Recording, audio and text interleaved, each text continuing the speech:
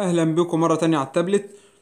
طبعا النهارده هسيب لكم رابط الموقع في الوصف تحت، تدخلوا عليه على طول وتعملوا حفظ عندكم عشان بعد كده في كل امتحان تدخلوا عليه.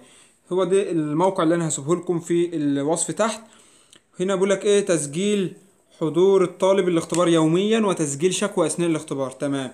اول حاجه حدد نوع الخدمه، هتختار الخدمه. اذا كان انت طبعا هتختار تسجيل حضور اختبار اليوم اللي هو التسجيل. تمام. طب انت عندك حاجه في الاختبار مش عارف تحل فيه مشاكل في الاختبارات الكلام ده، هتعمل تقديم شكوى. تمام. احنا هنختار تسجيل حضور اختبار اليوم، وبعد كده حدد الصف اولى او تانية. احنا انا تانية فاختار تانية.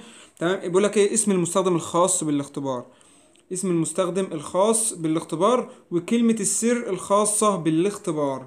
تمام. هنا كده بقى تقوم انت جاي كاتب كلمة السر، اسم المستخدم قصدي اللي هو كود الطالب، يعني اسم المستخدم اللي هو كود الطالب، وهعلمكم ازاي هتجيبوه منين. اسم المستخدم ده، اسم المستخدم ده بتاع المنصة اساسا، اللي هو كده كده بقى مكتوب عندكم في ورقة الاكواد اللي انتوا جبتوها. وكلمة السر الخاصة بالاختبار ديت ممكن تكون برضو كلمة السر بتاعة المنصة، فانتوا هتسجلوا بها. لو ما نفعتش يبقى كلمة السر بتاع كل مادة، بس انا بقول لك كلمة سر خاصة بالاختبار ده اللي هو المنصة. تمام. ده كان الرابط. تحفظوه عندكم، تعملوا اضافة للشاشة الرئيسية عشان بعد كده تسجلوا فيها. هتيجوا هنا عند الثلاث نقط فوق في الشمال، وبعد كده الاضافة الى الشاشة الرئيسية، وهتسميه زي ما تسميه بعد كده اضافة. تمام. وهيجي لك رسالة يقول لك اضافة. كده الموقع خلصنا منه. تمام.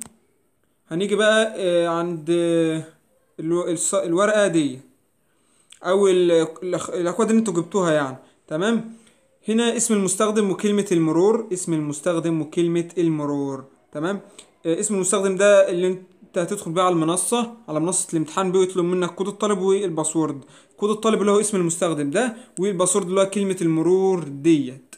تمام. تمام. وبرضك في الموقع اللي انا لسه شارحه، لا اما تستخدمهم اسم المستخدم ده هو كده كده هيبقى ده، وكلمة المرور ديت. لو كلمة المرور ديت، ثواني كده اعلم لكم عليها.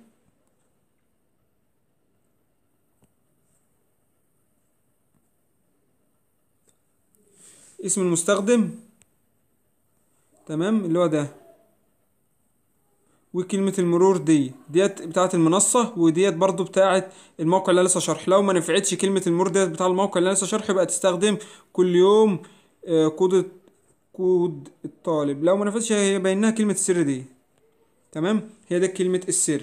فمش عايز اطول عليكم في الفيديو، لازم كان الفيديو ده ينشر، فلازم تشاركوا الفيديو لاصحابكم في كل الجروبات بسرعة النهاردة، على الواتس وعلى الفيس وعلى الماسنجر وعلى كل حاجة، علشان اللي ما يعرفش يعرف، عشان في ناس كتير سألتني حبيت اعمل فيديو. تمام. يلا سلام.